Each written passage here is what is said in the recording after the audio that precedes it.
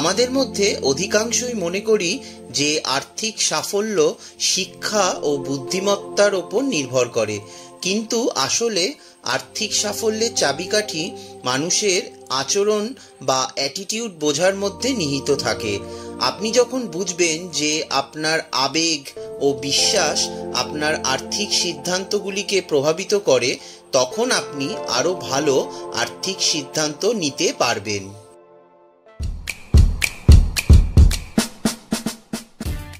Morgan হাউসেলের লেখা the psychology of money বইটি আপনার আর্থিক সিদ্ধান্তগুলিকে প্রভাবিত করে এমন কারণগুলিকে অন্বেষণ করে যা সম্পদ বা অ্যাসেট ও আর্থিক তৃপ্তি অর্জনে আপনাকে সাহায্য করতে পারে।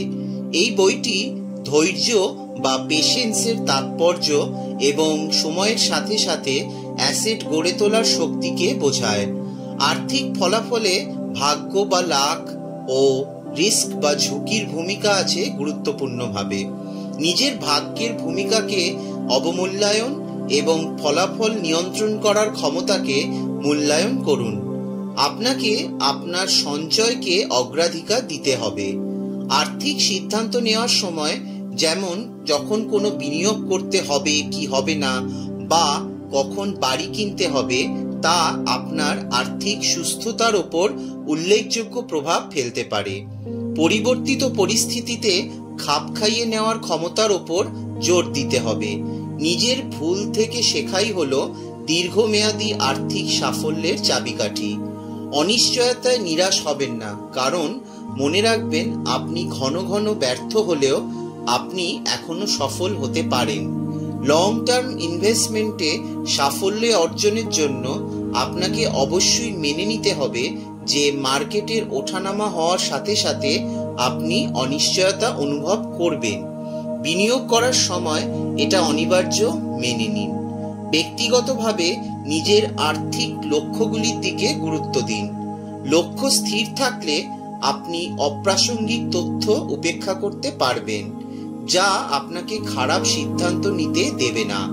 ধনী ব্যক্তিরা প্রায়ই অযৌক্তিক আর্থিক সিদ্ধান্ত নিয়ে ফেলেন, কারণ তাদের লক্ষ লক্ষ টাকা থাকা সত্ত্বেও সেটা তাদের কাছে যথেষ্ট নয়। আপনার যা আছে এবং যা আপনার নেই ও যা প্রয়োজন নেই, তার জন্য রিস্ক না নিয়ে এই ব্যর্থতা থেকে শিক্ষা নিন। যখন আপনার ইনকাম বাড়বে, তখন আপনার সাধ্যের নিচে থাকার চেষ্টা করুন।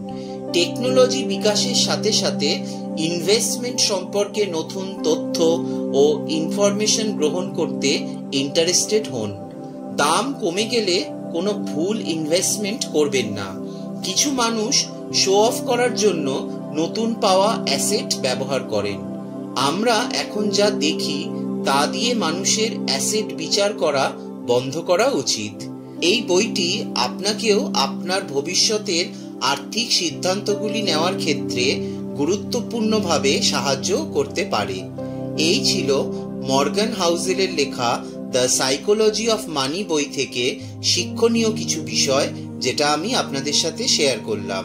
ভিডিওটি ভালো লাগলে অবশ্যই লাইক, শেয়ার, কমেন্ট করবেন এবং অবশ্যই আমার চ্যানেলটাকে সাবস্ক্রাইব করে নোটিফিকেশন বেলটাকে অন করে রাখবেন, যাতে ভবিষ্যতে আমি যখনই কোনো ভিডিও আপলোড করব তার নোটিফিকেশন আপনাদের কাছে চলে যাবে।